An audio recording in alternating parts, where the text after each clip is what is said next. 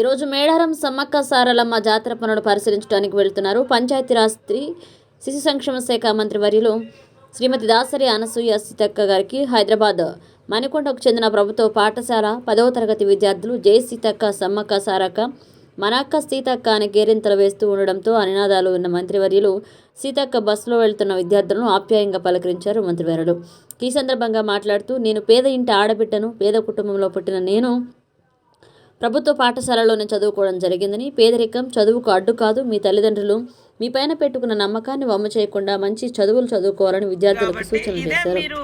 మీ ఫ్యూచర్ని ఎన్నుకునేటువంటి time, select చేసుకునే time. ఎందుకంటే first ఇయర్లోకి వెళ్ళేటప్పుడు మనకు రకరకాల ఆలోచనలు వస్తాయి. మన ఇంటర్నల్గా కూడా రకరకాల ఫిజికల్గా కూడా చేంజెస్ వస్తూ ఉంటాయి. ఈ టైంలో కరెక్ట్గా సబ్జెక్ట్ విషయంలో కానీ లైఫ్ని ఎట్లా డైవర్ట్ అంటే ఏ రూపంలో డ్రైవ్ చేసుకోవాలి, ఏ రూపంలో మనం ఎట్లా వెళ్ళాలనేది కూడా సెలెక్ట్ చేసుకునేటువంటి ఒక మంచి టైం.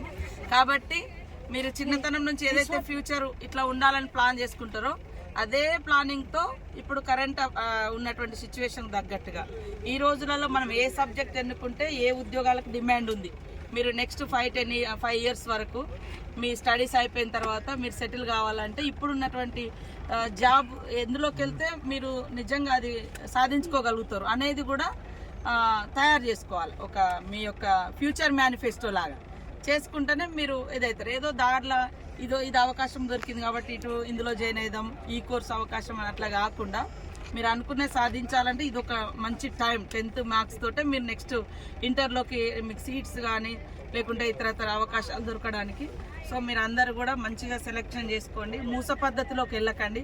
తను బీఈడీకి వెళ్ళింది కాబట్టి నేను బీఈడీకి వెళ్ళాలి, తను